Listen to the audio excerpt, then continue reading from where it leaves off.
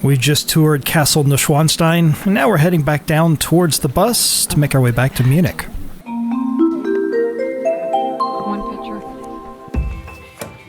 So coming down the mountain is definitely easier than going up, as you might imagine. There's one of the good views of the castle.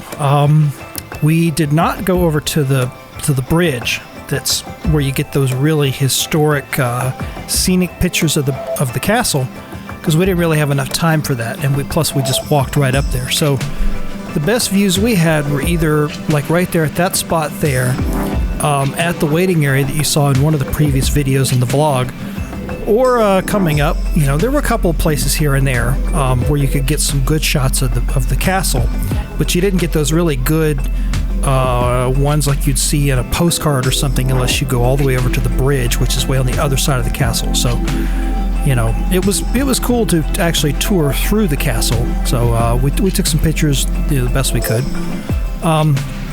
Walking down, of course, much easier. You see some people power walking.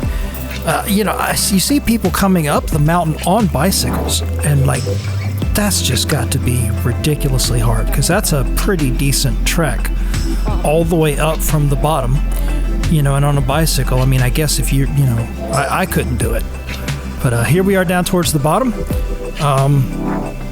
Shaky video footage here. Sorry about that. This was pre-GoPro 7. So the camcorders we were using at the time did not really have stabilization built in.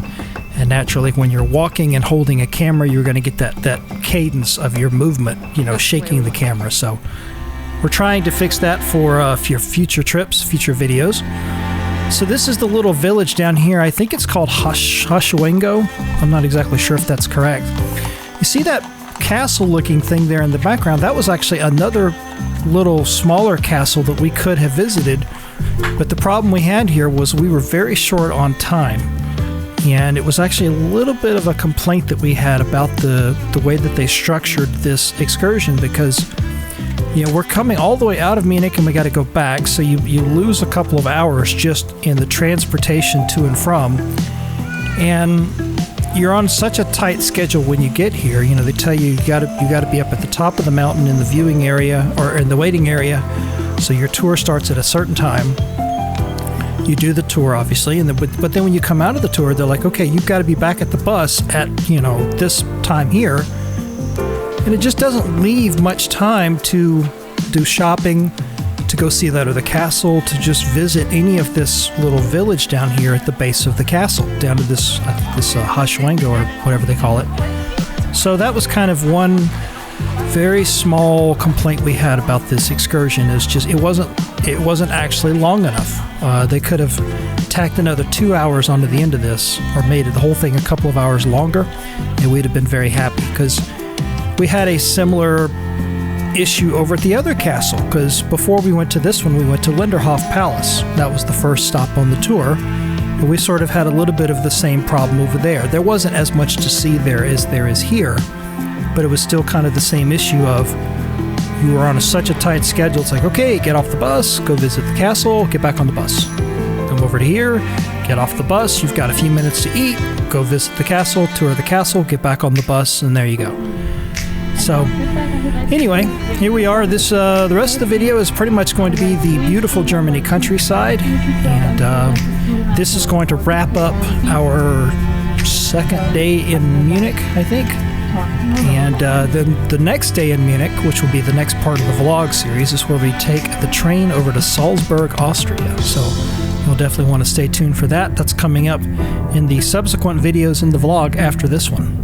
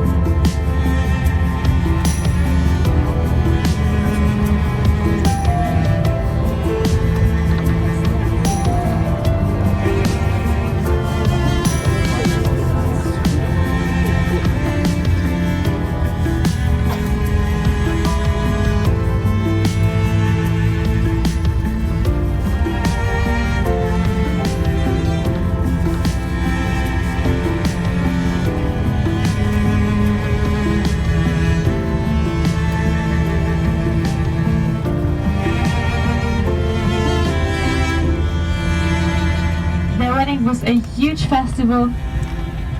There was a lot to drink and a lot to eat, and everybody was invited here in Munich.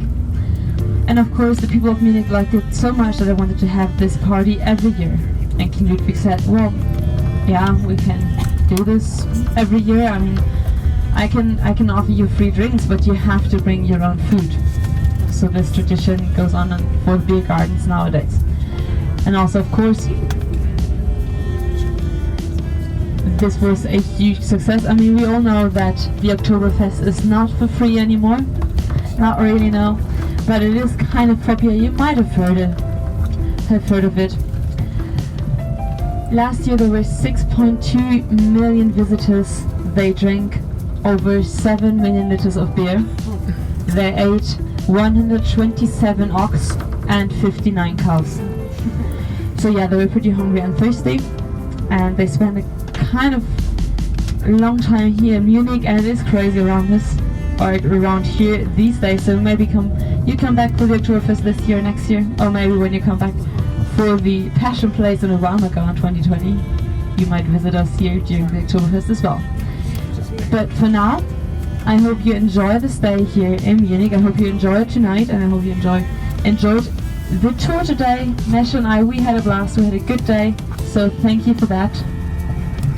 And I hope you had a good tour as well. If you were happy with the tour, please feel free to rate us or give feedback on TripAdvisor. Thank you very much for watching this video. I hope you enjoyed it. If you did, be sure to give it a like. And if you haven't already subscribed to my channel, be sure to hit that subscribe button and change your notifications and the bell icon so that you'll be notified every time I post a new video.